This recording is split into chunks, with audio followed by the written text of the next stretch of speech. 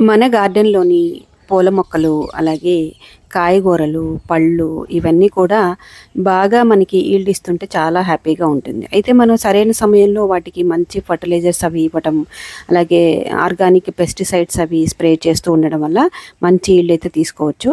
వర్షాకాలంలో అయితే మొక్కలనేవి ఏపుగా పెరుగుతాయి.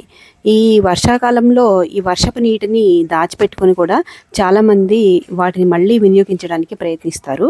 ఈరోజు వర్షపు నీటిని ఫర్టిలైజర్‌లో మనం ఎలాగ తయారు చేసుకొని దాన్నైతే మొక్కలకి ఇవ్వచ్చనేది నేనైతే చూపించబోతున్నాను.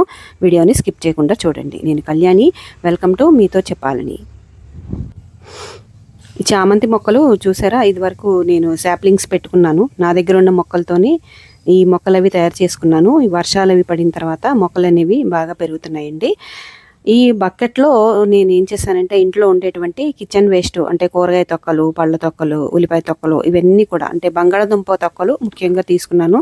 అవన్నీ కూడా ఈ ఒక బకెట్‌లో వేసుకొని దాన్ని ఈ మధ్య అప్పుడప్పుడు వర్షాలు పడుతున్నాయి. రోజు కూడా ఏదో టైంలో కొంచెం వర్షం పడుతుంది. మళ్ళీ ఎండ కూడా వచ్చేస్తుంది. ఆ వర్షం పడినప్పుడు ఆ బకెట్ అక్కడ పెట్టడం వల్ల వర్షపు నీరనేది ఆ కిచెన్ వేస్ట్ ఉన్న బకెట్లోకి రావడం వల్ల మంచి ఫర్టిలైజర్ అనేది తయారైంది. ఆ కూరగాయ తొక్కలు, పళ్ళ తొక్కలోని సారం అంతా కూడా నీటిలోకి వచ్చింది. చూసారా ఎంత చక్కగా తయారైందో. దీన్ని మొక్కలకు ఇవ్వడం వల్ల మొక్కలు మంచిగా ఎదుగుదల అయితే ఉంటుందన్నమాట. దీన్ని అసలు మనం ఎటువంటి ఖర్చు పెట్టకుండా దీన్ని ఈ ఫర్టిలైజర్ని అయితే తయారు చేసుకోవచ్చు. వేరే బకెట్లోకి ఈ నీరంతా కూడా తీసేసుకుంటున్నాను. ఈ మిగిలినటువంటి ఈ కిచెన్ వేస్ట్ని మళ్ళీ ఒకసారి వాటర్ పోసి మనం ఒక 2 రోజుల పాటు పెట్టుకోవచ్చు. ఒక 2 రోజులే పెట్టానండి నేను. ఎక్కువ రోజులు ఉంచితే దోమలు వచ్చే అవకాశం ఉంటుంది కాబట్టి ఒక 2 రోజులు అయితే పెట్టాను. ఎప్పటికప్పుడు దీన్ని తీసి పక్కన పెట్టేసుకుని మళ్ళీ ఒకరోజు వాటర్ పోసి దాన్ని మళ్ళీ కూడా మనం యూజ్ చేసుకోవచ్చు. ఇప్పుడు ఇందులో ఉంటే కొన్ని తొక్కలు ఏమైనా ఉంటే తీసేస్తాను, లేదా అలాగే ఉంచేసుకోవచ్చండి. అవి మట్టిలో కలిసిపోతాయి. ఇలా తీసేసుకొని దీంట్లో ఇంకా మరో 2 రకాల ఫర్టిలైజర్స్ని అయితే కలుపుతున్నాను. నేను ఏం చేశానంటే ఒక ప్లాస్టిక్ బౌల్లోకి బియ్యం కడుగు నీళ్ళు అయితే తీసుకున్నాను. బియ్యం కడుగు నీళ్ళు తీసుకుని ఇది 4 రోజుల క్రితం నుంచి పెట్టిందనమాట. ఆ బియ్యం కడుగు నీళ్ళలో అలోవెరా పీసెస్ ఉంటాయి కదా, అలోవెరాని చిన్న చిన్న ముక్కలుగా కట్ చేసి ఇందులో వేశాను. ఒక 2 రోజుల తర్వాత అందులో నిమ్మకాయ తొక్కలు అంటే మనం రసం పిండేసుకున్న తర్వాత వచ్చినటువంటి తొక్కల్ని కూడా ఇందులో వేశాను. తర్వాత 3వ రోజు ఏం చేశానంటే పప్పు కడిగిన నీళ్ళు కూడా వేశాను. అంటే పప్పు కడిగిన నీళ్ళు ముందే వేసేస్తే బాగా వాసన వచ్చేస్తుంది. అందువల్ల ఒక రోజు వేసానమాట. అంటే 4 రోజులకి మంచి ఫర్టిలైజర్ అనేది తయారైంది. అలోవెరాలో మొక్కలకు ఉపయోగపడేటువంటి చాలా న్యూట్రియంట్స్ అయితే ఉంటాయి. దీన్ని ఇలాగ లిక్విడ్ ఫర్టిలైజర్గా ఇవ్వడం వల్ల మొక్కలు మంచి పోషకాలు గ్రహించి బాగా పెరగడానికి అయితే ఉపయోగపడుతుంది. దీన్ని కూడా నేను ఈ బకెట్లోకి తీసుకున్నానంటే కిచెన్ వేస్ట్తో వర్షపు నీళ్ళతో తయారు చేసినటువంటి ఫర్టిలైజర్లో ఈ ఫర్టిలైజర్ని కూడా కలిపానమాట. ఇలా మనకు రూపాయి ఖర్చు లేదండి. ఇవన్నీ కూడా మన గార్డెన్లోంచే మనం తయారు చేసుకోవచ్చు.